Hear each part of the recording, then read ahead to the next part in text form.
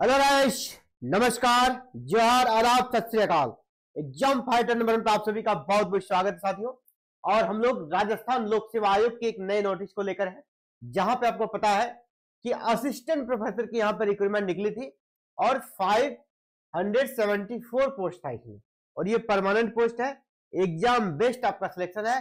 कुछ लोगों ने फॉर्म भी भरा था, लेकिन इस फॉर्म को फिर से री एडवर्टाइज कर दिया गया है। जी हाँ, फिर से फॉर्म को रीओपन कर दिया है।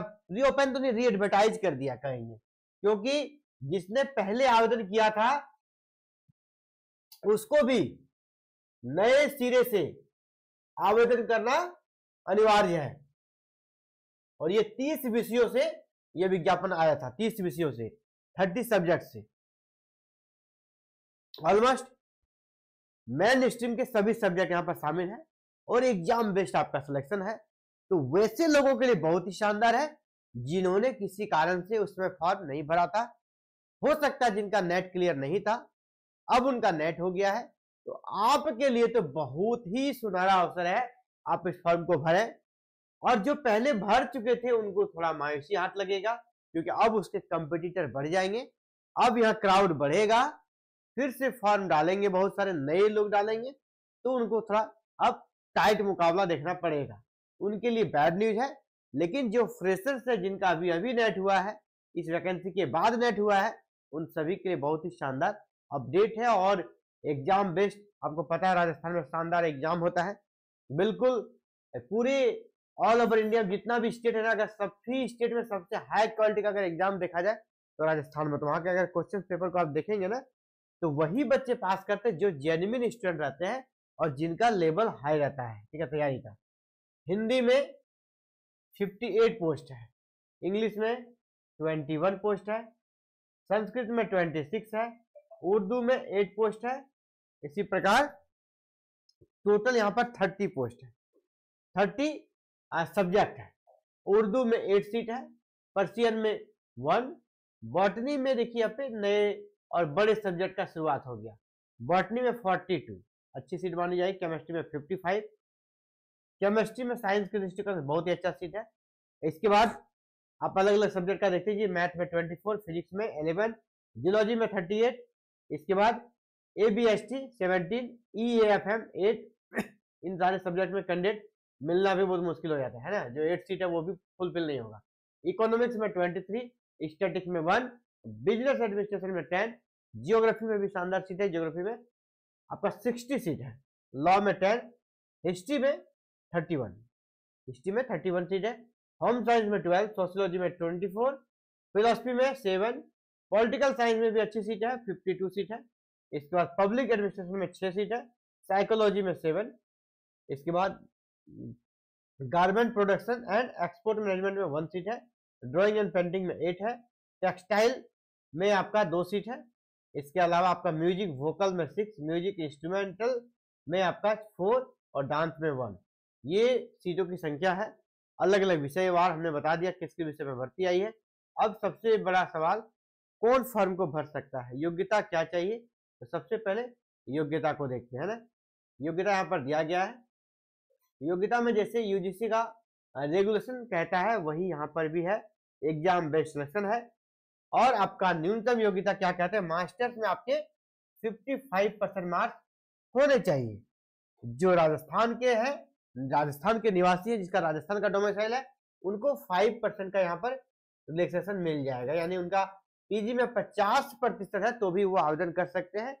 इसके अलावा अगर आप पहला योग्यता फुलफिल करते हैं, यानी 55% या 50% मार्क्स आपका PG में है, तो फिर आपका क्या चाहिए, नेट क्लियर चाहिए, ठीक है। या साइंस वाले हैं तो UGC CSIR नेट आपका क्लियर होना चाहिए, तभी आप ये आवेदन कर सकेंगे। जिनका नेट भी नहीं है तो उसको नेट के बदले PhD चाहिए, PhD चाहिए, लेकिन 2009 या 2016 के रेगुलेशन वाला PhD चाहिए। इसी रेगुलेशन के अनुसार आपकी PhD होनी चाहिए। 2009 या 2016 का रेगुलेशन अगर आप नहीं समझते हैं, ये 5 पॉइंट जो दिया गया ABCDE, इसको आप देख लीजिए, स्क्रीनशॉट ले लीजिए इस पेज का। ये आपकी PhD में अगर शामिल है तो समझ जाइए आपका PhD इस क्राइटेरिया को फुलफिल करता है। Now you are eligible for this vacancy. चलिए आगे देख लेते हैं। आगे जो इंपॉर्टेंट चीज है, अब आयु सीमा यहाँ पर देख लीजिए, आयु सीमा आपका बहुत ज्यादा कमेंट आता अदर स्टेट वाले का, विशेषकर सर एज लिमिट क्या है।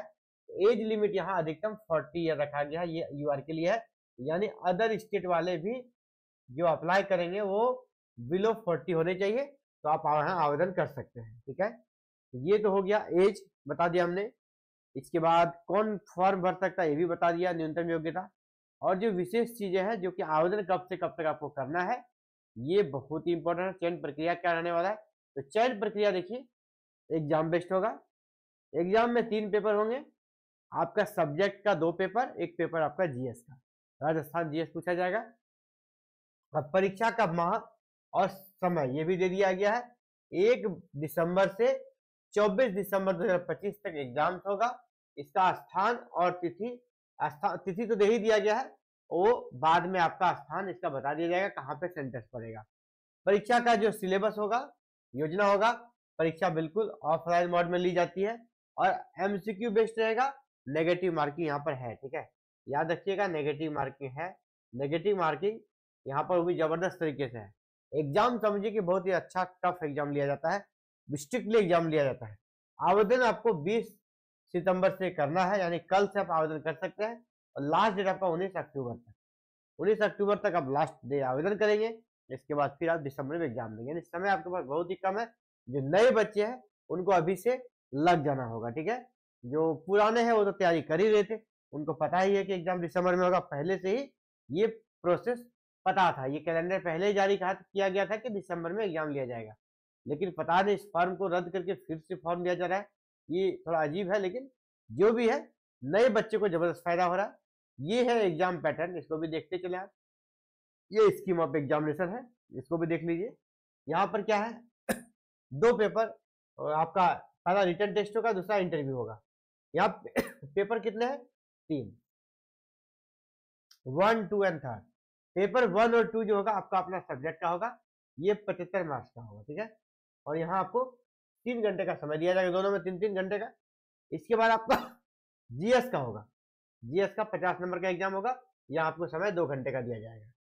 इंटरव्यू सिर्फ 24 नंबर का होगा, इंटरव्यू 24 नंबर का। यहाँ मतलब आपका क्या हो गया, 1.5, 75, 75 और 50, 200 नंबर, ये 200 नंबर का एग्जाम होगा। तो उम्मीद कीजिए ये 200 में जिसका 120 से 30 के बीच आ जाता है, ठीक है, स्कोर, वो यूआर कैटेगरी में इंटरव्यू के लिए एलिजिबल हो जाते हैं। तो वो कैसे आएगा, तीनों का नंबर जोड़ रहा हूं, जुड़ेगा, तीनों पेपर का नंबर जोड़ के आपका 120 से 130 के बीच आना चाहिए, आप इंटरव्यू आराम से क्वालिफाई कर दीजिएगा। ये पैटर्न रहा है। ठीक है, तो इस बार भी वही रहेगा। तो आपको सिलेबस डाउनलोड कर लेना है, सिलेबस साइट पे दिया गया है, तो वहां से आप डाउनलोड कर सकते हैं।